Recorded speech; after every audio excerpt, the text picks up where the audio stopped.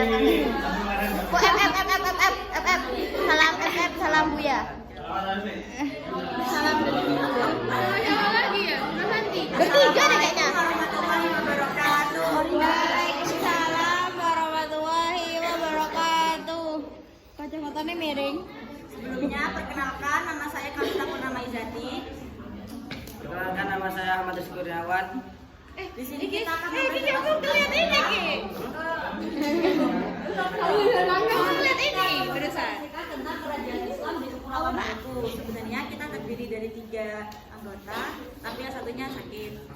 Semoga cepat sembuh. Amin. Sebelum itu, saya akan menjelaskan atau memberitahukan kalian pandangan kerajaan Islam secara umum dulu ya. Nah, Maluku itu memiliki kekayaan alam berupa rempah-rempah. Jadi tidak heran Maluku ini mendapat julukan sebagai Spiced Island. Nah, Maluku ini sebagai pulau rempah-rempah tidak dapat dipisahkan dari keberadaan kerajaan Ternate dan kerajaan Tidore. Nah, kerajaan ini tidak lepas dari islamisasi yang dimana munculnya kerajaan Islam di Maluku yang disebut dengan Maluku Kiai Raha atau Maluku Empat Raja, yaitu kerajaan Ternate yang dipimpin oleh Sultan Zainal Abidin pada tahun 1498 sampai tahun 1500, kerajaan Tidore yang dipimpin oleh Sultan Mansur, kerajaan Joilolo yang dipimpin oleh Sultan Sarajati, dan kerajaan Bacan yang dipimpin oleh Sultan Kecil Buko. Kondisi geografis.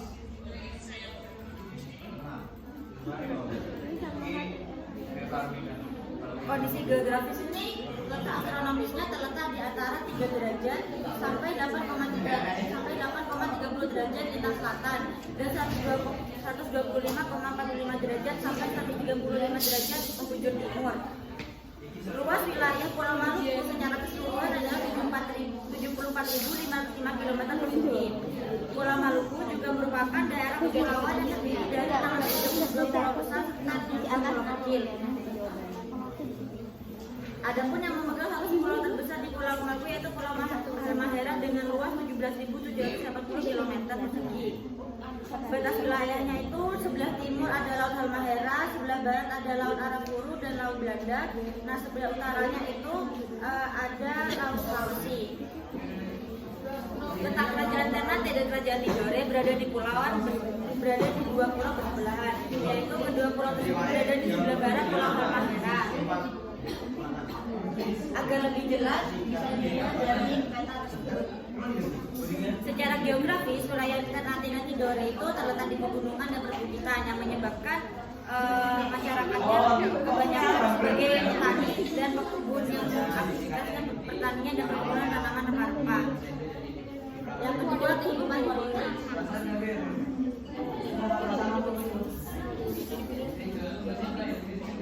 Kehidupan politik itu terkenal dengan Hikayat Ternate, di mana Hikayat Ternate itu menjelaskan tentang Ternate dan Tidore yang merupakan 2 kerajaan yang saling bersaing dan menguasai perdagangan di wilayah Kepulauan Maluku.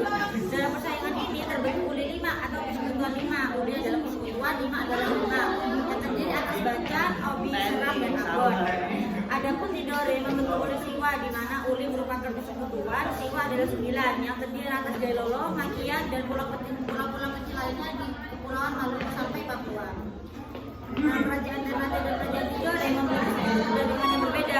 Kalau Tidore itu sama Spanyol, kalau Ternate itu sama Portugis.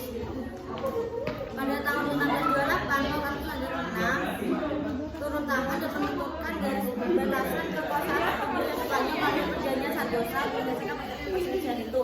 Hasil dari itu, Spanyol meninggalkan Maluku, sedangkan Portugis menetap di Maluku. Hasil kesepakatan dan perjanjian, Saragossa menyebabkan Portugis semakin berkuasa di Maluku. Portugis melakukan monopoli perdagangan rempah-rempah di Maluku dan ikut campur dalam urusan perbagian kerajaan. Kondisi ini menimbulkan kemarahan masyarakat Maluku. Rakyat Maluku di bawah pimpinan Sultan Hairun bangkit melawan Portugis. Akan tetapi perlawanan Portugis, sedangkan Sultan Hairun dibunuh. Perlawanan rakyat Maluku terhadap Portugis berlanjut di bawah pimpinan Sultan Baharullah, putra Sultan Hairun. Ia bertekad mengusir Portugis dan Maluku. Sultan Baharullah kemudian menetapkan siasat mengepung benteng Portugis atau Sao Paulo di Ternate selama 5 tahun.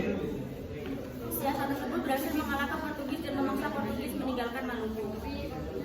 Rambutku dulu.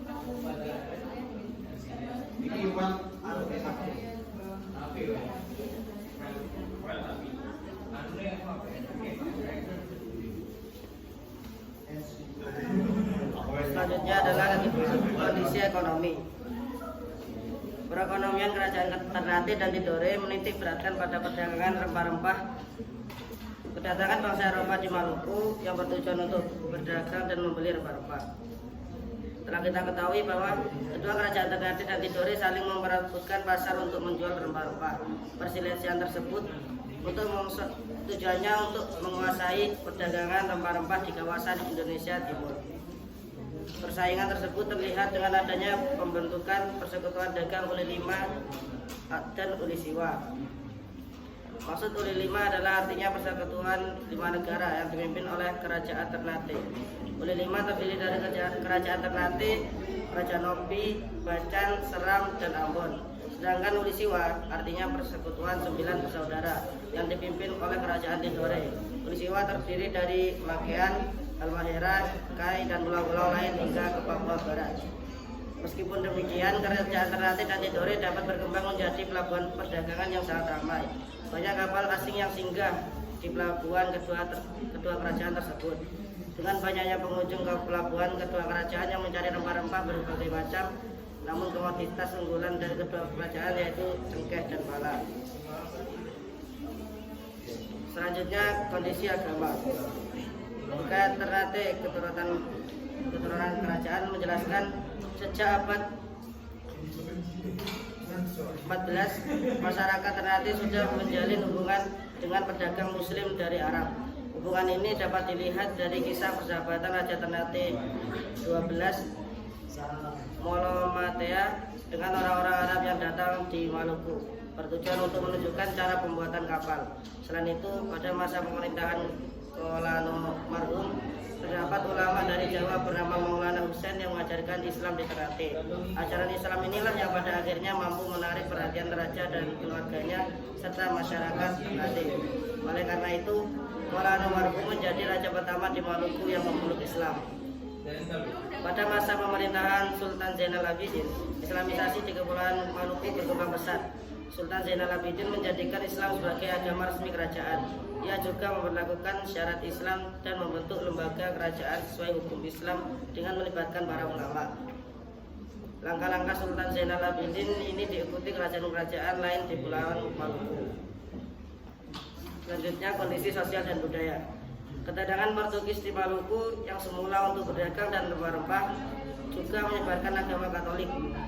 Pada tahun 1534, misionaris Katolik Franciscus Xaverius telah berhasil menyebarkan agama Katolik di Halmahera, Ternate, dan Ambon. Telah kita ketahui bahwa sebelumnya di Maluku telah berkembang agama Islam. Dengan demikian, kehidupan agama telah mewarnai kehidupan sosial masyarakat Maluku. Dalam kehidupan budaya, rakyat Maluku diliputi aktivitas perekonomian, maka tidak banyak menghasilkan budaya. Salah satu karya seni bangun terkenal ialah Istana Sultan Ternate dan Masjid kuno di Ternate. Kerajaan Ternate sendiri didirikan oleh Baab Masyhur Malano pada tahun 1257. Kesultanan Ternate memiliki peran penting di kawasan timur Nusantara antara abad ke-13 hingga abad ke-19. Kesultanan Ternate menikmati kegemilangan pada abad ke-16 berkat perdagangan rempah-rempah dan kekuatan militernya. Sedangkan Masjid kuno Ternate yang biasa disebut Sigilamu mulai dibangun sejak pemerintahan Sultan Ternate kedua yaitu Sultan Zainal Abidin.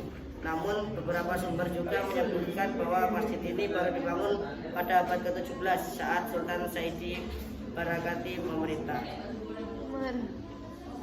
Sekian presentasi dari kami. Kurang lebihnya mohon maaf. Bila itu